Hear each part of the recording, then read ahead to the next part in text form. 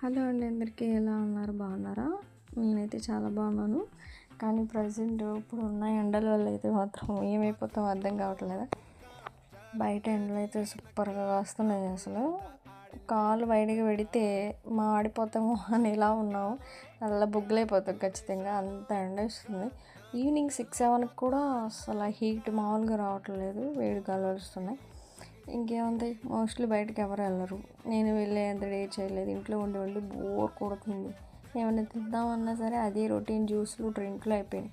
So ఈసారి స్పెషల్గా డిఫరెంట్గా తాటి ముంజలు తిందామని అనిపించింది. వెంటనే నా ఫ్రెండ్కి కాల్ కొట్టేశాను. సో తను కూడా ఓకే వెళ్దామంది. సో వెంటనే రెడీ అయ్యి గుడివాడ వచ్చేసాం. సో రాగానే ఇక్కడ ఆసం చర్చ్ ఎదురుగా ఒకళ్ళు అయితే కనిపించారు ముంజికాయలు. సో అక్కడికి వెళ్ళి డజన్ ఎంతండి అంటే 70 రూపీస్ అన్నారు. 40 రూపీస్కి ఇస్తారా అని నేను అడిగాను.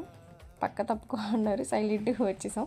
సో అక్కడి నుంచి ఇంకెక్కడ ఉన్నాయా అని చూసుకుంటూ వస్తే టామరెండ్ ఎదురుగా అయితే ఒకరు ఉన్నారు. వాళ్ళు కూడా అడిగితే వాళ్ళు సేమ్ అంతే రేట్ చెప్తారు, 70 రూపీస్.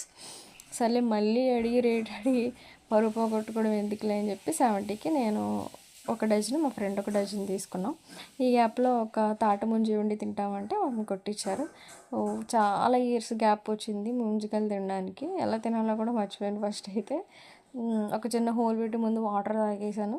తీయగా చాలా బాగున్నాయి, అమ్మాయి అనిపించింది. ఆ తర్వాత ముంజు కూడా తినేసా. మేము తీసుకుంటున్న కొద్దీ జనాలు వస్తూనే ఉన్నారు. మేము అనుకున్నాం వెంటనే మనం కూడా ఈ ముంజికాయలు బిజినెస్ పెట్టుకుంటే బాగుండు, రోజుకి వచ్చి 5,000 6,000 వస్తాయి, చదువులన్నీ ఎందుకులే అనిపించింది.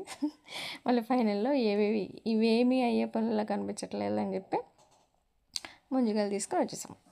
మీరు కూడా ఈ ఇయర్ ముంజికాయలు తిన్నారా?